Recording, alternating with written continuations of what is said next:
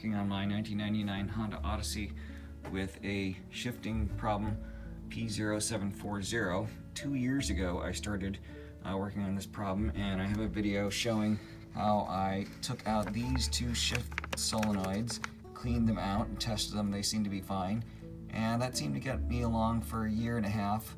About 6 months ago I started getting the problem again, and I cleaned out my ATF filter that I installed in the previous video, and that seemed to get me along for a little while longer. But just in the last week I've had serious shifting problems during shifting from first to second. So today I'm going to be trying to replace these two shift solenoids, which are known by several different names. In this diagram from Bernardi Parts, I got these two parts here from Amazon. They're known as shift solenoids A and B, but in this piece of paper here is from Sins, and they have 5 different variations of the engine. And in my variation of the engine here, they actually call it shift solenoid B and C. But regardless, they are the same part number, 28400 P0740 and 28500. So I've seen videos that are trying to, these shift solenoids are actually located underneath the starter. So here's the starter housing here. The starter goes in here, and the solenoids go underneath. And I'm going to attempt to try to take them out and replace them without removing the starter, but I may have to remove the starter. Okay, I'm going to go in and see if I can't take a look. Okay, so there's the starter motor right there. And then underneath the starter motor, right there, those are the two shift solenoids.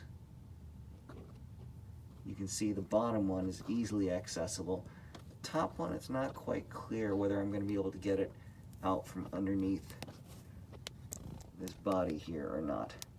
So, but I'm going to try, and I'll see what happens. Okay, just to update you, I was able to get the lower one out fairly easily. I was able to get the bolt out of the upper one and dislodge it, but it will not come out with that starter there. So now I've started taking the starter out, take the battery out. I'm gonna have to take the entire starter out. I was hoping that I could just take the motor part of it out, but it looks like the whole thing's got to come out, and there are some good videos on how to do that. So that's the next process I'm not going to film. Okay, I got the starter out, and I was able to get both of the solenoids out. Okay, there's where the starter used to be. Let's go down. Okay, so there's the hole for the starter. There are the 2 holes for the shift solenoids. And this bottom bolt is a major pain, but I was able to get it out. Well, I'm thrilled to report that the replacement of these 2 solenoids immediately and dramatically fixed the problem. I no longer have any problem shifting from first to second. So I want to take a look and see why it fixed it and what happened.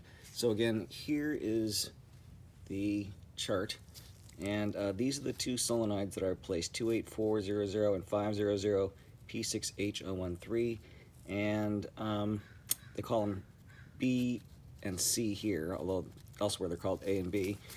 And they actually give a diagnostic procedure, which I did not try because I didn't think it was worth trying, but I'll show you what the procedure is.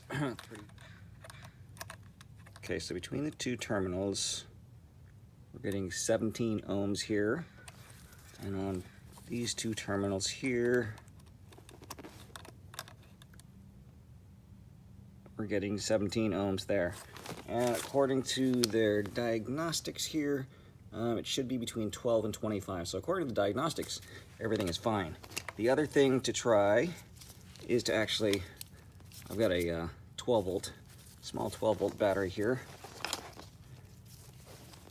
I'm going to try connecting up the battery. You should be able to hear clicking. I am hearing clicking, but I'm not sure if that's a full enough range. Doesn't sound like it may be a complete range. may only be partially engaging.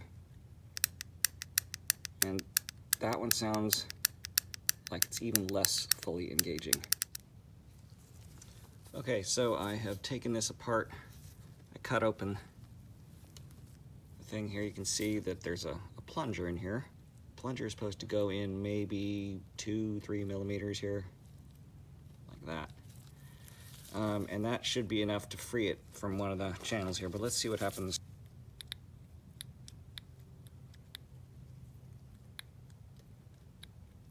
Not sure if you can see that, but it only pulled in like 1 millimeter, a very small amount. This piece here, the way it tapers, is blocking the flow, or wants to block the flow between these two chambers by pulling back just a little bit. Okay, and basically that's not happening. Okay, it's not doing this. These things cost, both of these cost $35 on Amazon. So you're better off just buying it and replacing them both. It takes about 2 hours. You got to remove that battery, you got to remove the starter before you can get to these guys. But then the replacement is pretty easy. Okay, so just to review, the symptom that I was having was difficult shifting between either starting out in first or shifting between, usually shifting between first and second gear. And the two solenoids that I replaced are either alternately known as solenoid A and B, or could be B and C, but their part numbers are 28400 and 500 P6H013. At this particular site, it's $35 for A and $39 for B, but you can have it for about half that price on Amazon. And you can see in this diagram here, this is the same orientation. You'll see the engine. This hole here, this is for the starter. And let me show you how you can replace the starter. I'll show you that. The replacement removal is pretty simple. You've got a couple of cables that you need to disassemble, and then the top bolt is easy. The problem is this bottom bolt. So you're going to want to use a socket wrench, and you're going to want to use an extension, but the problem is that I didn't have an extension that was the perfect size. You have very little clearance beyond this extension, so you can't just use the longest extension you have. I ended up using a medium-sized extension with a wobble joint to make it just a little bit longer. If you get the right size extension, it'll make all the difference in how it is to remove that, because otherwise trying to get this bolt is extremely difficult with anything except a socket wrench. But that's all there is to it. Then the thing just pops right out. With that starter removed, it's as open as it appears here in this diagram. You can just, there's two bolts that hold these in. Just pluck those out, put the new ones in, reconnect the cables, reinstall the starter, and you should be good to go. You don't need to drain the transmission fluid in order to do this, or the engine oil. Nothing's going to pour out of those holes. So that's another great thing. In my earlier video, I showed you how to change this solenoid and this solenoid, which unfortunately cleaning them didn't do the trick, but actually I do have on my to-do list to go ahead and replace these solenoids as well. But in this case, just replacing these two did the trick. So good luck to you on that project.